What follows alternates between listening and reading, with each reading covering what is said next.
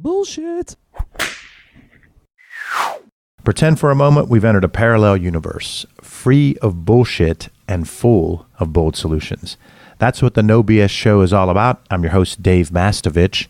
Let's cut the bullshit. When we have an idea, one of the first things we ask ourselves is, but what if it doesn't work? How many times does this prevent us from trying something new? How often do we accept the status quo even though we think there has to be a better way? It's okay to consider what might happen if an idea doesn't work, as long as we ask two other important questions. Number one, what if it does work? And number two, what do we stand to lose by sticking with the current way of doing things? We subconsciously fight change. Our self-doubt and negative inner thoughts prevent us from proposing or implementing new ideas. We avoid or ignore problems and make irrational rationalizations like, that's not my responsibility. Whether you're a team member, middle manager, or senior leader, you owe it to yourself and your organization to focus on creative solutions that improve your customer experience, operational processes, and overall bottom line. You have to do your part to foster an environment of creativity and innovation. Challenge assumptions. Offer solutions rather than just pointing out problems. Ask questions of peers, bosses, subordinates, and customers. Actively listen and think about what you hear. Try following the 5 W's technique used by journalists, police officers, and market researchers. Ask and answer who, what, where, when, why. Who do you want to reach and influence? Clearly define your target markets. Learn how they think. What makes them tick? Why do they say both yes and no? What are you selling? Not just the mission statement or website copy points. What are you really selling? Where do we have a competitive advantage? What makes us different? Why do they want and need us? When can we maximize our opportunities? When do they, your target audiences, want and need the solution? And why aren't we making it happen? Instead of convincing yourself a new idea might not work, ask the 5 W's. The answers will lead to creative solutions that enhance your customer experience. Our guest today is Dave Sweet, the president of MECO Marking and Traceability. Dave, welcome to the show. Thank you, Dave. Let's start off with you telling us a little bit about MECO Marking and Traceability. MECO's actually been in business 126 years. We started off in the Pittsburgh steel mills, actually doing industrial marking products. So we started off doing hand stamps, and over the last 100 years have continued to evolve our technology to the point now where we're doing all automated marking. So laser marking, dot peen marking, things that you would see, let's say on a Gillette razor. You would see our serial numbers on that laser, or excuse me, on that razor. You would also see our products on the side mirrors of your automobile. So the objects and mirrors are actually laser engraved on those mirrors. And so we're doing product identification, logos, product information that we're marking directly on those parts. So you have been president of MECO since 2008, and you were there a couple of years before that. But let's go way back. Let's go back even farther.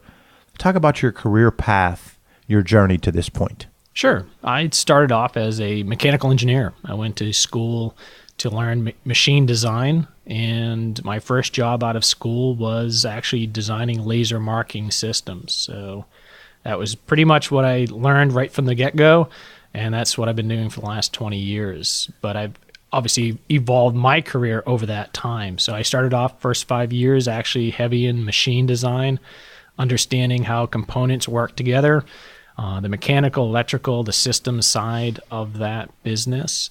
And then sometime I kind of got tired with that. And I said, now's the time to make a change. And so I started getting more into the sales side. I started getting into the business development side, and that's where I really found my passion was more, I wanted to design teams. I wanted to design a company. I didn't want to design machines. And so I got more into the management side of the business. And that's really where my career, I think, took off, and where eventually I wound up at MECO serving as their president. So let's go back to the first part. You said in school you were kind of trained to do the laser marking. Talk about that, because it's First of all, it's awesome that so many of us go to school and don't apply it. You applied it immediately. What does that even mean when you were being trained, without driving everybody too crazy with the technical, but what does it even mean? How? Well, I went to typical engineering school, so it was heavy in math, engineering, physics, stress analysis, all of these things that us engineers typically like to do. But when I got out into the field, it was really fascinating. I got to kind of apply the things that I learned at school. But for me, over that 5-year period, it got to a little bit monotonous in that I wanted new challenges. So I said, all right, let's get more into the sales and business side of this. Because I always felt that was really my passion, was more from a leadership perspective than actually designing the machines. So when you go and make that move, and I can see how this career path ended up being prosperous, because I think that there are a lot of stereotypes in every industry. And one of the stereotypes of the engineering side would be that the sales function might not be as common there. So talk about that, how you made that first leap, and was there any discomfort by your boss when you said, hey, I want to move from this to sales and BD? Yeah, that's a good point. The stereotype is true. I think a lot of us engineers struggle with the personal side, or at least the personal relationship side. I think we're very good at sitting in behind of our cubes or designing thinking. But when it came to the social aspect, I think a lot of the engineers kind of want to be in their own world. And I would see that. And at times I kind of fall into that mode as well, like trying to not necessarily pull back, but maybe get into my own space, do my work, maybe be part of a team, but be responsible for certain areas. But I can definitely see the engineers sometimes have a bigger challenge in the social side of teamwork. But in my career, I had landed a big project when I was only, I would say, about 24, 25. I was asked to lead the company on the next product generation. And it was one where I think they picked me because I was not only good in the design, but I was also good at working with others in the team. So even though most of the people that I was working with were almost twice my age, I connected well all the way from the senior project leaders all the way down to the guys on the floor. I just had a good relationship with everyone in the factory because although I'm not naturally social, I'm not an extrovert, I tend to try to relate to people on a one-to-one basis. And so that kind of helped me in why I think the management said, hey, Dave Sweet needs to lead this project. And that project was really interesting. I got to take it from concept to actually market. And then I went and traveled the world promoting that product. And when I got back, management said, do you want to sit behind the desk and continue to design, or do you really want to get out and promote and really look at the business side and the sales side and how we promote these products to our potential customers? And I said, after that experience, I really would like to be out in the world, not behind a desk, because it was at times you would spend 8 hours in front of a computer designing CAD programs, and it was got to be a bit much for me. So when they offered to say, hey, let's move you into a senior sales engineer, I was like, wow, this is the best opportunity. I was young, single, and they're asking me, do I want to fly to France, Japan, Italy? And I'm like, yes. How quickly can we go? So it was a great transition, the right time, the right moment, the right boss who just said, enough's enough. You really need to get out there and branch out. And I think that was in the terms of BS. I think at times when I was in that engineering role, I felt all the other engineers were kind of happy in that role. And I was, but I knew I was destined to do something different. But I kind of would feed myself the BS lines of, well, hey, you went to engineering school. You got to do the engineering. This is a good career. This is what your father did. And so those are the things that I think run through your head, where I think at that time I said, well, I'll mitigate risk. I'll look at my world and I'll say, all right, this is good. This is comfortable. But in my heart, I'm like, this is not actually where I want to be. And I think that was, luckily I had that boss, John Hunter, who said, cut the BS, you need to be out. And if it wasn't for John, I don't know if I would have made that leap that quickly. So great story. And Dave, we're with Dave Sweet, the president of Mecco Marketing and Traceability. Dave and I have had the opportunity to work together for 3 or 4 years on non-work stuff, plus also client partner type stuff.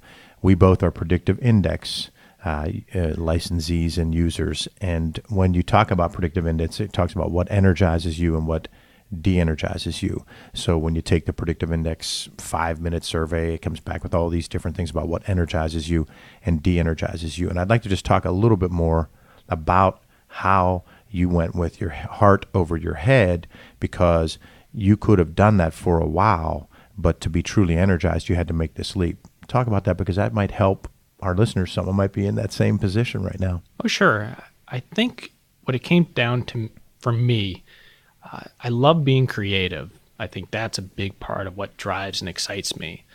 And I think even just creating the machines, it was really great where I could see, I went to my computer, designed a machine, our parts, and then a few weeks later, they're on the floor. So I could see that creativeness and then actual product. So I think from an engineering level, that was fulfilling. But then as I got to work more, obviously in the career environment and talking to people, I just noticed that I had a better ability to speak with people, to understand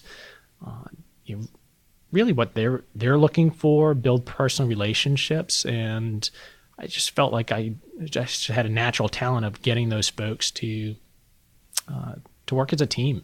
And so that's where I said, I'd rather create the team. And I think that's where I really enjoyed the passion, was because it was, machines are, they're machines. They don't talk back, which at times is nice, but there's no passion in that. I think I gain more passion from the people that I work with, because I think it is one where the best teams are always the teams that you're the most personal with, where it goes beyond just work and it goes to what each other's going through in life.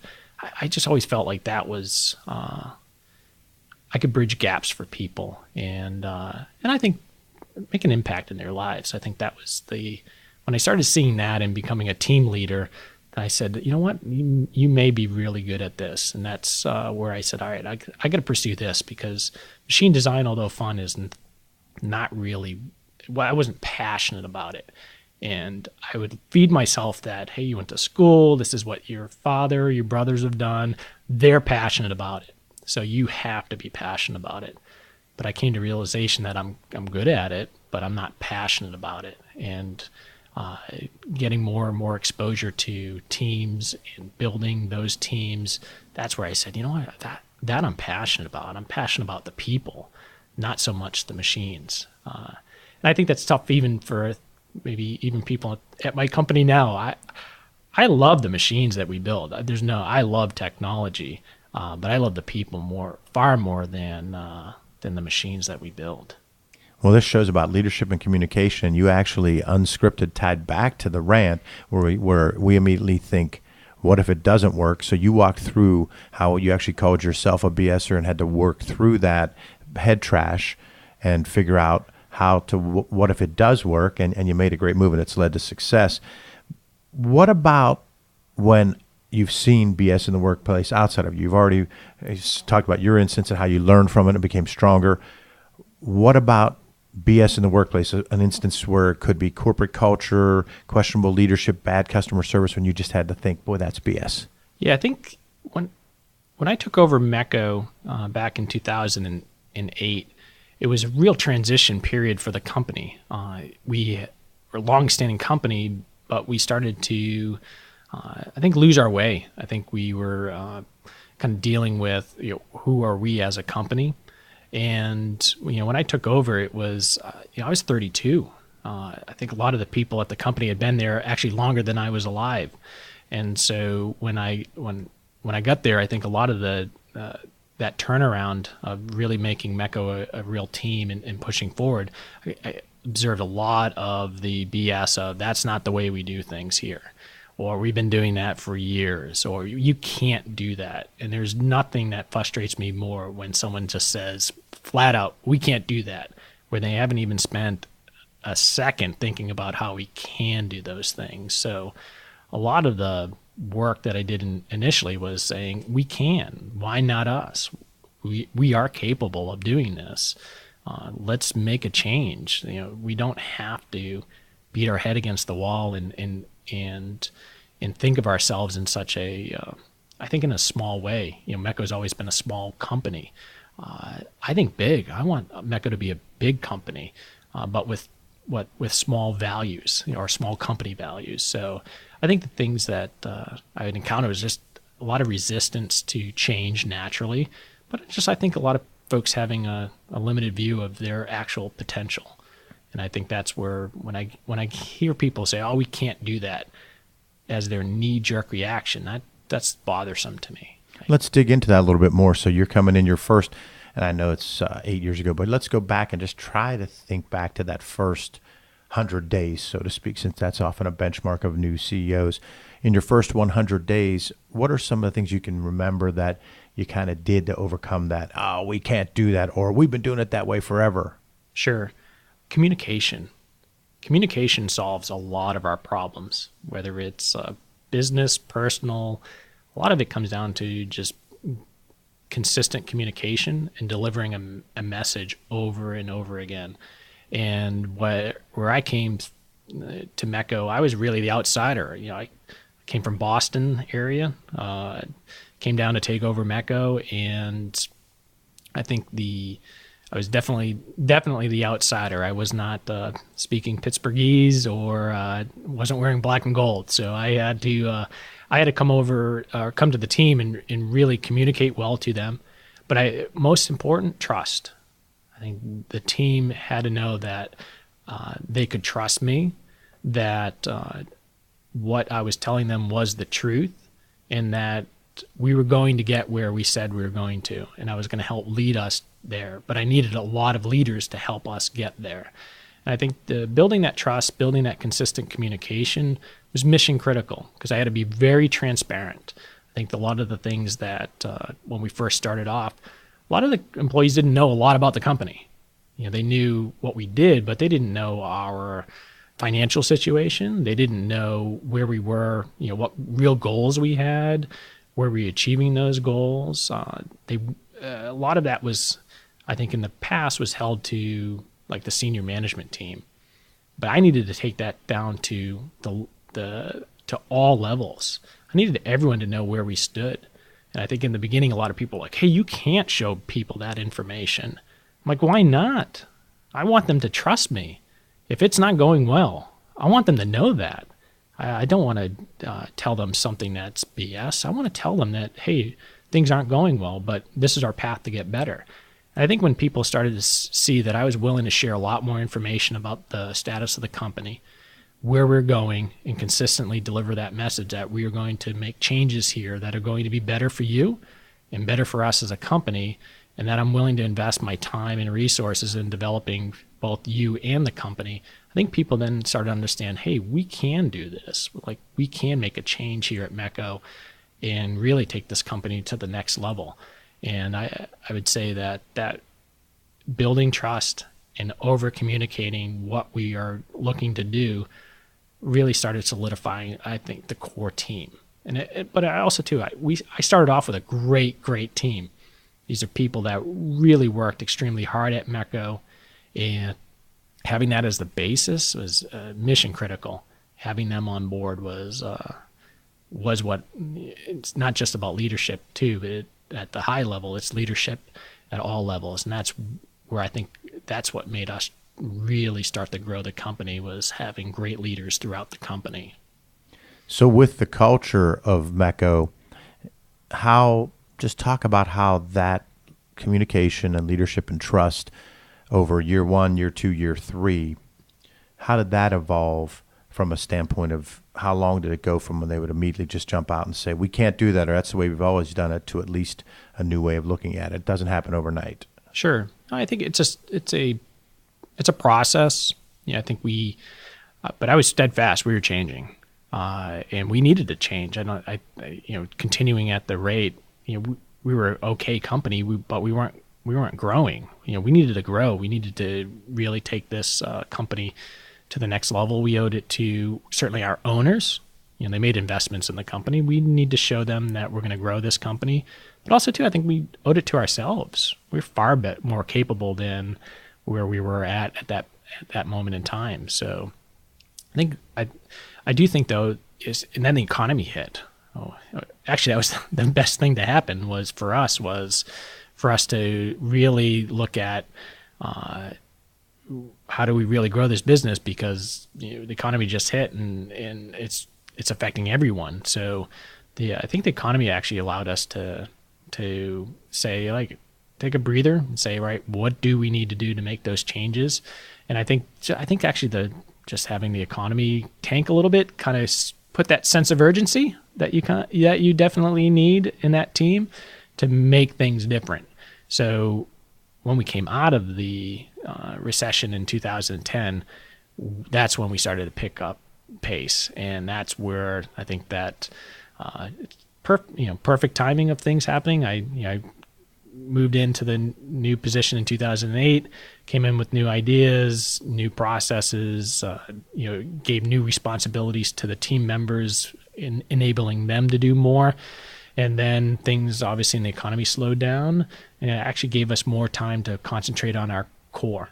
And when 2010 hit, that's really when we started to grow the company. And I think then people kind of understood that change is okay if it's managed change. Mm-hmm. So when it comes to messaging, we talk about how you have to understand both your why or reason for being and your customer's why or reason for buying, and how you then have to crystallize that into one big idea, one memorable message or theme that makes an emotional impact on our target audiences. So whether it's for you personally or for Mecco, what's the big idea? I would say for me, it is about impact. I want to have a positive impact on the people that I meet on a day-to-day basis. I think I'm here for a purpose. I don't think I just arrived on Earth as a random act.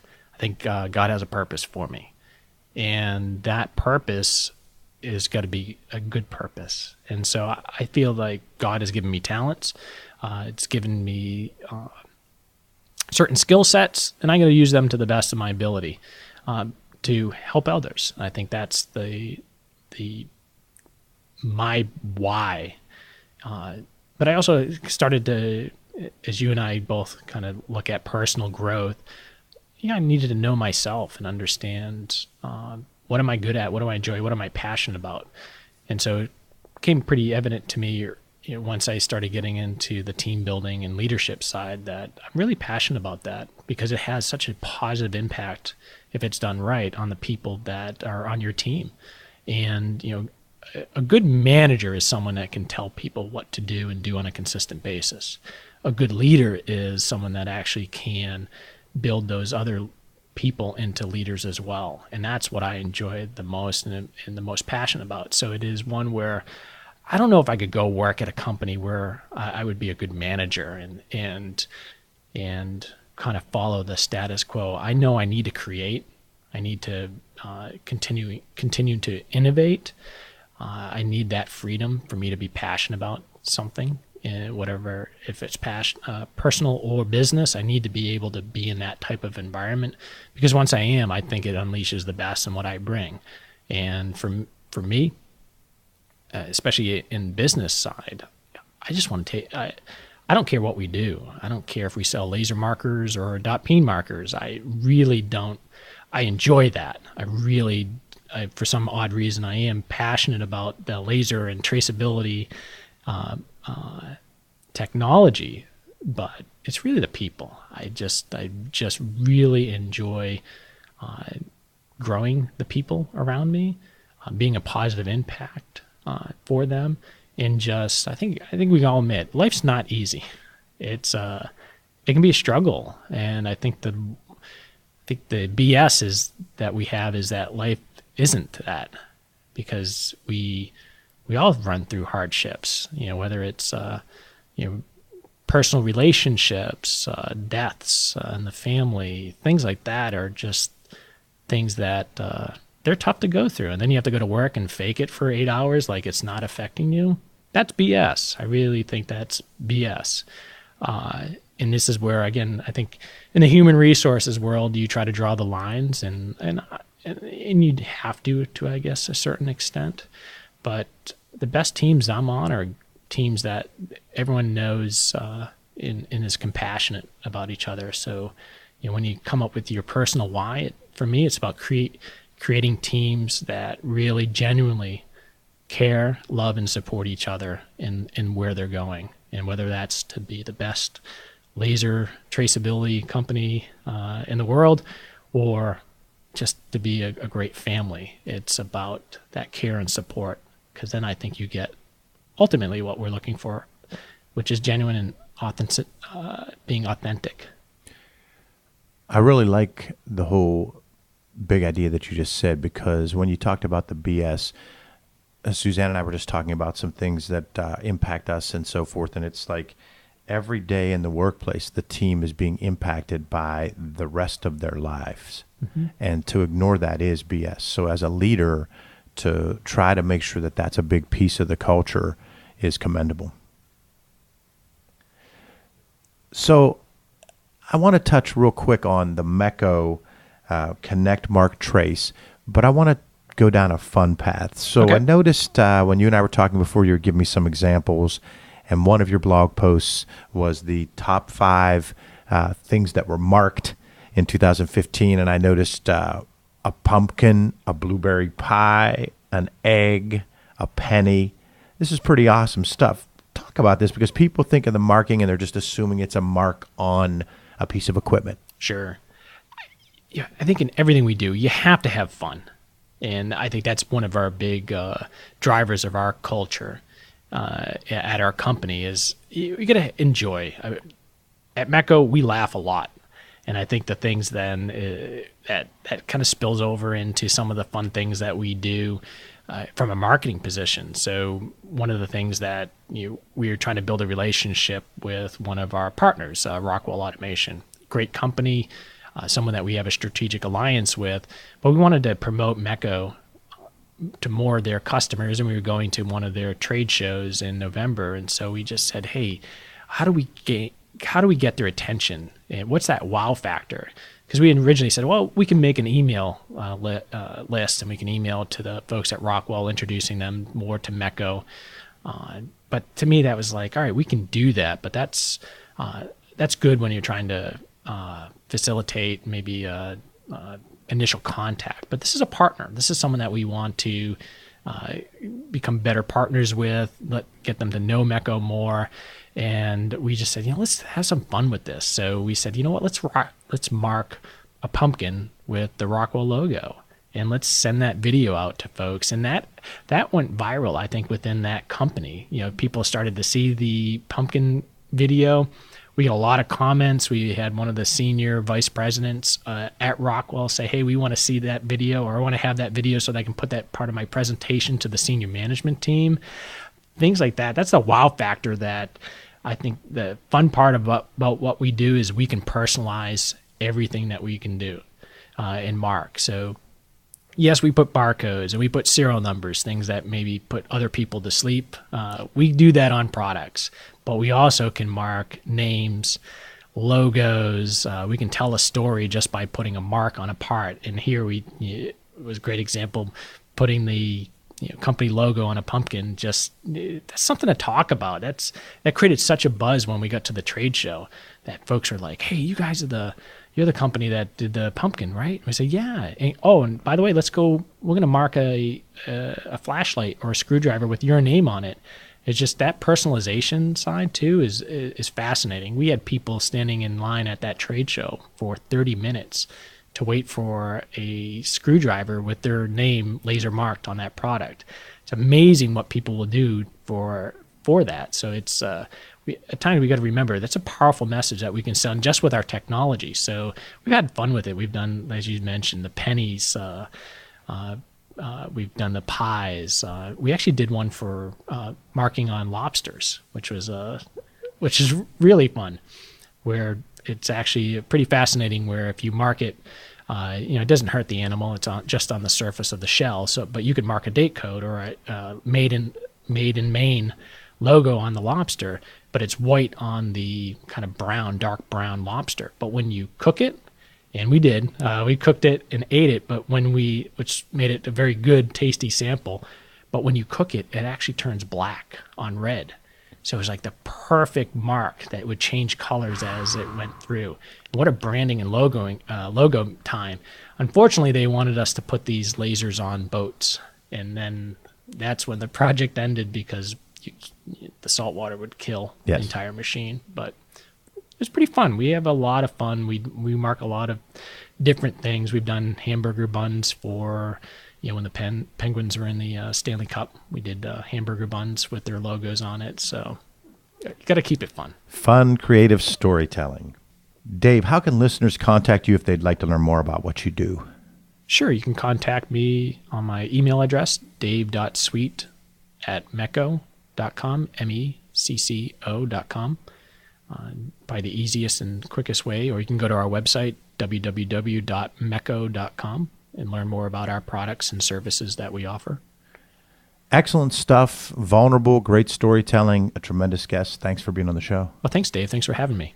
And thank you, our listeners, for joining us for the No Bullshit Marketing Show. Visit nobullshitmarketing.biz, that's B-I-Z, for show notes plus additional marketing and messaging resources. Are you signed up for light reading? You'll receive valuable strategies every other week to improve your marketing and transform your message. It really is light, intended to be read in 2 minutes or less, and it just might trigger bright ideas for you.